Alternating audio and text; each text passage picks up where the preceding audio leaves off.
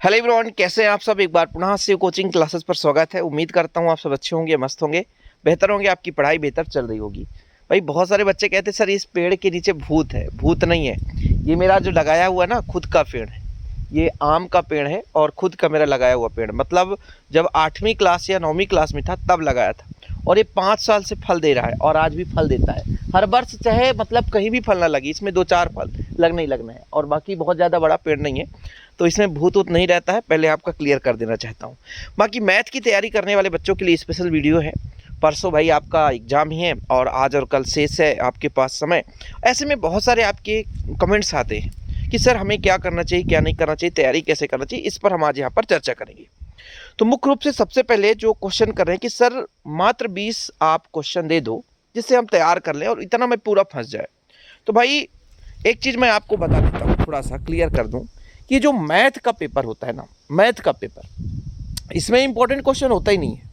हाँ, महत्वपूर्ण प्रश्नावली होते हैं। उन प्रश्नावली को आप तैयार कर लो तो क्वेश्चन मैक्सिमम आने के चांसेस रहते हैं। अब कहोगे सर ये मैक्सिमम प्रश्नावली वाले क्वेश्चन कहाँ से आएंगे, मतलब प्रश्नावली कैसे हम ढूंढ पाएंगे। तो इसका भी तरीका होता है। आपने quarterly, half yearly, pre board और भाई विगत 2 से 3 साल पहले का जो पेपर है उनको उठाओ। जैसे मान लीजिए आप लोग जानते हो कि समाकलन में आप पढ़ रहे हो, ठीक है। मान लीजिए लिमिट वाला क्वेश्चन देख रहे हो, तो अनुप्रयोग वाला जो होता है बच्चों, उससे क्वेश्चन पूछा जाता है। तो आप लोगों ने देखा कि हाँ भाई 2019 में पूछा गया था, 2020 में, तो 21 में पूछा गया, 22 में पूछा गया, 23 में भी पूछा गया। हाँ, तो इस प्रश्नावली से हमको तैयार कर लेना चाहिए तो आपको मेथड आपसे क्लियर हो जाए। जैसे समाकलन का अनुप्रयोग मैंने सिखाया कि वृत्त का कैसे क्षेत्रफल निकालना है, दीर्घ वृत्त का कैसे निकालना है, परवलय आ गया तो कैसे निकालना है, परवलय और रेखा के बीच कैसे निकालना है। तो आपका प्रोसेस होना चाहिए कि लिमिट हम कैसे निकालेंगे और इसका समाकलन करने का तरीका, ये आपको विधि सीखना पड़ेगा। अब आप सोचोगे कि केवल हम 2 क्वेश्चन पढ़ के जाएं, तो ऐसा इम्पॉसिबल है। आप उस विधि से 2-4 क्वेश्चन देख लो, है ना। 2-4 क्वेश्चन देख लोगे तो आपको क्लियर हो जाएगा। बाकी सबसे ज़्यादा जो कमेंट्स आते हैं कि सर जो ऑब्जेक्टिव है वो कहाँ से तैयार करें। ऑब्जेक्टिव के लिए सबसे ज़्यादा फोकस है ऑब्जेक्टिव के लिए। ऑब्जेक्टिव क्या करें, तो देखिए मैथ का ऑब्जेक्टिव जो होता है मेरे हिसाब से, तो आप लोग यदि 2 चीज़ पढ़ें। एक तो आपका क्वेश्चन बैंक मैंने शेयर कर दिया है टेलीग्राम में, क्वेश्चन बैंक जो उज्जैन वाला है वो आपको शेयर कर दिया हूँ। आप पुराना क्वेश्चन बैंक भी तैयार कर सकते हैं, ऐसा नहीं 2023 का जो 22-23 का है उसको मैं भी शेयर कर दूंगा, उसका भी आप ऑब्जेक्टिव क्वेश्चन तैयार कर सकते हैं। और दूसरी बात रही आपके पास परीक्षा बोर्ड है, परीक्षा दिन कुछ होगा, उसका भी आप सॉल्व कर लें। इतना आप सॉल्व करेंगे तो इससे ये सीख मिलेगा कि उसी टाइप के क्वेश्चन आपको देखने को मिल जाएंगे। वही क्वेश्चन तो नहीं मिलेगा लेकिन उसी टाइप का क्वेश्चन देखने को मिलेगा, तो इससे आपको क्लियर हो जाएगा। जैसे एक्स अक्ष का दिक् को जब मान लीजिए एक्स अक्ष का निर्देशांक आ गया, ठीक है, तो आपको वाई अक्ष का निर्देशांक, जेड अक्ष का निर्देशांक, तो ये आपको क्लियर होना चाहिए कि एक्स अक्ष में केवल एक्स है, बाकी वाई और जेड 0 है। इसी प्रकार से वाई में जो होगा तो एक्स और जेड 0 है। तो ये आपको तरीका पता हो जाएगा कि हाँ भाई ये ओमेगा से क्वेश्चन ऐसे आया है, संबंध एवं फलन से ऐसा क्वेश्चन आया है। कि मान लीजिए आपका जो दिक् को जाए है, दिक् त्रिज्या है, कुछ भी किसी तरीके से क्वेश्चन समाकलन, सबसे ज़्यादा तो आपका सही जोड़ी तो मान लीजिए क्लियर है, फिक्स है, उसमें कोई दिक्कत नहीं है। सही जोड़ी वाला मैंने क्वेश्चन कराया था, आप लोगों को शायद पता हो, नहीं पता है तो प्लेलिस्ट बना हुआ है ना, उसमें जाकर देख लेना, ठीक है। और आप लोगों के भर भर के कमेंट्स आते हैं कि सर आपकी वीडियोस नहीं आ रहे हैं। जैसे कुछ बच्चे तो आज सुबह से 3-4 लोगों ने कॉल किया कि सर वीडियोस नहीं आए, आपने वादा किया था कि चाहे 2 ही दिन समय बचेगा आपके लिए वीडियो लाऊंगा। लेकिन इन लोगों को सोच रहता है कि भाई हमको कॉल करके बताएं, तो ऐसा नहीं हो सकता है। आपको वीडियोस दिया जाता है, आप लोग प्लीज़ चैनल पे यदि जुड़े हैं तो चैनल को एक बार सब्सक्राइब कर लिया करो भाई, बेल आइकन प्रेस कर लो, तब तो आपको नोटिफिकेशन आएगा। या कि एक बार चैनल पे जाकर चेक करो, वैसे भी होम पेज में आ जाता है। तो आप लोग ये सारी चीज़ें आपको क्लियर होनी चाहिए। अब आज और कल आपका तैयारी क्या होना चाहिए बच्चों, आप जितने भी मेथड हैं, जितने भी मेथड से क्वेश्चन पूछे जाते हैं, आप लोग थोड़ा एनालिसिस ज़रूर करें। जैसे आपके पास परीक्षा बोर्ड होगा, परीक्षा बोर्ड या परीक्षा दिन कुछ भी होगा, तो उसके लास्ट में आपको देखने को मिल जाता है विगत 4 वर्ष का पेपर।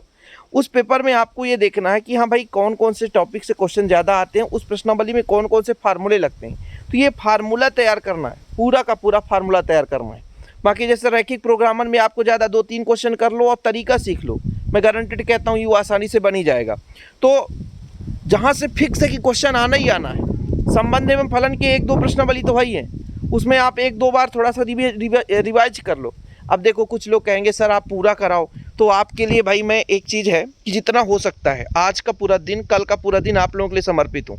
काम चल रहा है, करता रहूँगा और आपके लिए वीडियोज़ लाता रहूँगा जितना भी हो सकता है। जिस पर आपका कमेंट्स आता है ज़्यादातर मैक्सिमम, उस पर मैं वीडियो आपको दे देता हूँ, इसमें कोई दिक्कत नहीं है। जो भी आपका क्वेश्चन आता है कि भाई साहब ऐसा ऐसा क्या क्या करना चाहिए सर, तो मैं सब आपके हिसाब से ही काम करता हूँ, ऐसा नहीं है। क्योंकि कल से आया हूँ तो आपके लिए ही काम में लगा हूँ बच्चों, ठीक है, मैथ्स के लिए। क्योंकि अभी 11th क्लास का भी सेशन स्टार्ट करना है, क्योंकि 11th का MP बोर्ड में पेपर है और CG बोर्ड के बच्चे बहुत ज़्यादा कमेंट्स कर रहे हैं कि सर CG बोर्ड का भी पेपर है, उसके लिए थोड़ा सा आप हेल्पफुल वीडियोज़ दीजिए। तो CG बोर्ड का भी काम करना है, लेकिन अभी मैथ का काम कर रहा हूँ और आपके लिए निरंतर करता रहूँगा। बस आप लोग हौसले के साथ तैयारी करो। कुछ लोग कहते हैं सर पेपर कठिन आएगा, तो बिल्कुल ऐसा मत सोचो, पेपर इतना भी कठिन नहीं आने वाला है। जैसे जो नहीं पढ़ा है उसके लिए कठिन आएगा, वो तो 100%। जिससे अब क्रॉस मल्टीप्लाई नहीं बन रहा तो ख़त्म कहानी। जिससे अब मान लीजिए 2 ऑब्जेक्टिव है, उनको प्लस करते नहीं बन रहा, उसका परिवर्त निकालते नहीं बन रहा, तो फिर दिक्कत है। सममित ऑब्जेक्टिव कैसे होता, विषम सममित, ये नहीं बन रहा तो फिर उसके लिए कठिन है, ठीक है, उसके लिए कठिन ही कठिन है। जो थोड़ा बहुत मेहनत करते आया है तो उसके लिए थोड़ा सा इजी लगेगा, बाकी जो नहीं पढ़ रहा उसके लिए कठिन और कठिन रहेगा। तो आप लोग थोड़ा सा मेहनत करना सीखें, तैयारी करते रहें निरंतर। आप लोगों के लिए जितना भी हेल्पफुल हो सकता है मैं वीडियोज़ लाता रहूँगा। ओके बच्चों, जो भी कमेंट्स हो, मतलब जो भी आपके अंदर डाउट हो, कमेंट बॉक्स में बता सकते हैं कि सर इस पर हमें प्रॉब्लम है। जितना मेरे से हो सकता है ज़रूर बताऊँगा। बाकी आप लोग तैयारी करते रहें। ऑब्जेक्टिव क्वेश्चन आप लोग परीक्षा अध्ययन, परीक्षा बहुत सिंपल पर कुछ भी हो थोड़ा बहुत देख लो। बाकी हो सकेगा टाइम, देखो अभी क्वेश्चन पर ही वीडियो बना रहा हूँ तो ऑब्जेक्टिव का टाइम ही नहीं मिल पा रहा है, क्योंकि ऑब्जेक्टिव पूरा लिखना पड़ता है ना, बुक से ढूंढो उसको लिखो, तब तो आपको प्रोवाइड करेंगे, उसके लिए लॉन्ग टाइम चाहिए। और क्वेश्चन है तो भाई आपको समझाना है तो थोड़ा कम समय में हो जा रहा है, तो क्वेश्चन पर ज़्यादा फोकस कर रहा हूँ। बाकी ऑब्जेक्टिव आप लोग थोड़ा सा डीप में फार्मूला जरूर तैयार करो। फार्मूले से मान लीजिए आपका 10 नंबर का ऑब्जेक्टिव तो फार्मूला से ही क्लियर है। मैं भी बताता हूँ, यदि पूरा फार्मूला का कोई चार्ट बनाया होगा 10 नंबर क्लियर है, क्योंकि 5 से 6 नंबर आपका सही जोड़ी वहीं से आ जाएगा। बाकी आप 2-4 नंबर इधर उधर फार्मूले से ही पा जाओगे।